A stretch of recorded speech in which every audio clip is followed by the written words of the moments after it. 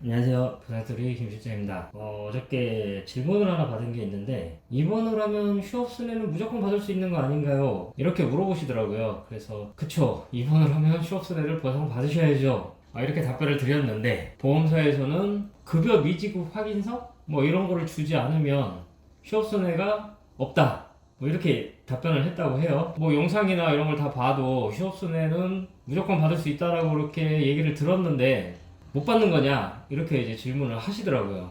참, 이거를 설명을 하려고 하자니 좀 얘기가 길어질 것 같아가지고 좀 영상으로 이렇게 좀 설명을 한번 해드릴게요. 일단 휴업순회에 대해서 좀 법원 기준이 먼저 좀 간단하니까 법원 기준을 먼저 말씀을 드릴게요. 법원에서는 따로 휴업순회라는 단어가 존재를 하고 있지는 않아요. 그래서 휴업순회라는 단어를 사용을 하기보다 입원 기간 동안의 노동능력 상실률이라는 말을 사용을 하고 있습니다. 그래서 뭐 저희들이 이제 소장을 작성해서 이제 법원에 제출을 할 때도 마찬가지로 뭐 원고가 뭐 10월 1일부터 뭐 11월 31일까지 뭐 60일간 어디 병원에서 뭐 입원을 했다. 그러므로 이 기간 동안의 노동능력 상실률은 100%이고 그렇기 때문에 피고는 원고에게 뭐 얼마를 지급을 해야 된다. 이런 식으로 저희들도 적고 있어요. 그래서 이 노동능력 상실률이라는 단어가 굉장히 중요한데, 입원을 한 기간 동안에는 내가 일을 하지 못했다라는 게 입증이 되잖아요. 모든 아무튼 어떤 소득 생활을 하지 못했다라는 게 이제 입증이 되는 거잖아요. 왜냐면 병원에 입원을 하고 있었으니까. 그래서 그 부분을 100%다 보상을 하라는 거죠. 누구한테? 20세 이상 65세 미만 대한민국 사람이라면 누구나 다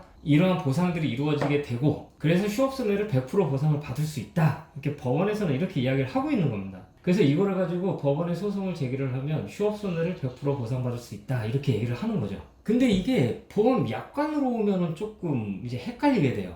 이게 왜 그러냐면, 보험 약관에서는 법원 기준을 사용을 하는 게 아니라 약관을 보시면 거기에 나와 있어요. 소득 감소라는 단어가 나옵니다. 그래서 입원을 며칠을 했든 그게 중요한 게 아니라, 입원을 한 기간 동안에 너가 얼마의 소득이 감소를 했느냐, 감소를 한 거를 너가 입증을 하면 그 금액을 보상을 해주겠다 라고 약관에 적혀 있는 겁니다. 그렇기 때문에 뭐 입원을 했는데도 뭐 회사에서 급여가 100%다 나왔어. 그럼 소득 감소가 없잖아요. 그럼 보험사에서는 휴업순회가 없습니다. 무직자, 아예 애초에 버는 돈이 없잖아요. 그러니까 입원을 해도 휴업순회가 없어요. 근데 또 입원을 하지 않았다 하더라도 뭐 통원치료를 받느라고 회사 다니시는 분들, 연월차 사용해서 통원치료 받으시는 분들이 있잖아요. 이분들 같은 경우 연월차 사용을 해가지고 또 소득의 감소가 있었다라는 걸 또 입증을 하면은 그 부분에 대한 건 또 보상이 이루어지게 되거든요. 그래서 아까 질문을 하셨던 분처럼 휴업순회를 달라고 하니까, 그럼 당신의 소득이 얼마가 감소를 했는지 회사에서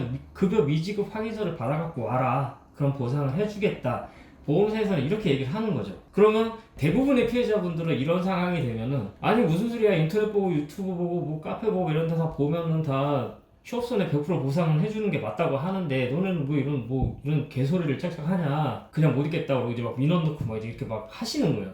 하다 보면 이제 보험사랑 막 티격태격 싸우시는 분들도 계시고, 막 진짜 소송 불사까지 가시는 분들도 계시고, 보험사 담당자들 성향에 따라서 이제 어떤 담당자 같은 경우는 피해자분들한테 뭐 이렇게 저렇게 막 싸우기도 싫고, 뭐 설명해봐야 알아듣지도 못하고 하다 보니까 그냥 원하는 합의금이 얼마냐, 그래가지고 대충 소득이 적으신 분들은 휴업순회 해봐야 뭐 100만 원 조금 넘어가실 거예요. 그거 뭐 향후치료비 정도로 충분히 메꿀 수도 있는 돈이다 보니까 그냥 대충 금액으로 그냥 뭉뚱그려가지고 그냥 합의 쳐버리고 막 이렇게 해버리는데, 사실 그렇게 안 되시는 분들이 더 많아가지고 이것만 가지고도 다투시는 분들이 되게 많거든요. 근데 또 이것도 소득이 적으신 분들이나 또 이렇게 합의가 가능하신 거지, 뭐 예를 들어서 뭐 억대 연봉, 2억대, 3억대 연봉 막 이렇게 받으시는 분들 한 달에 한 2주만 입원하셔도 휴업순회가 800만 원, 1000만 원 막 이러시거든요. 이런 분들 같은 경우는 소득 감소 없어서 휴업순회도 못 나가는데 향후치료비로 입으면 메꿀 방법도 보험사 담당자들은 또 없어요. 그러다 보니까 이제 합의 안 되고, 오히려 이런 분들이 이제 더 합의가 안 되시는 거예요. 그래서 옛날에는 진짜 이런 분들 때문에 휴업순회 받으려고 소송을 했던 케이스들도 굉장히 많아요. 워낙에 이제 소득이 높기 때문에 한 달만 입원을 해도 예상 판결금이 1000만 원 막 이렇게 넘어가 버리니까, 근데 보험사는 이제 100만 원뿐이 못 주겠다 이렇게 나와 버리니까 실질적으로 소액소송이라도 진행을 해서 보상을 받으시는 분들도 있으셨죠. 그래서 이러한 휴업순회에 대해서 조금 이해를 하시고, 보험사랑 다투실 때 다투시더라도 이거 가지고 민원 넣어 보셔야, 보험 약관이라는 걸 금감원이 만들었거든요. 그래서 이게 사실 답도 없는 문제이기도 해요. 조금 이야기가 길어지기는 했는데 저희한테 질문을 하신 것처럼 입원을 한 기간 동안에 휴업손해는 모두 받을 수 있는 거 아니냐 이렇게 물어보신다고 한다면 법원에 소송을 제기하면 무조건 받으실 수 있습니다. 100%다 받아요, 그것도. 근데 보험 약관상으로는 소득 감소가 입증이 돼야지만 보상을 받습니다. 그리고 통원 치료를 한 기간에 대해서도 연월차 등을 사용을 해서 소득 감소가 입증이 된다고 한다면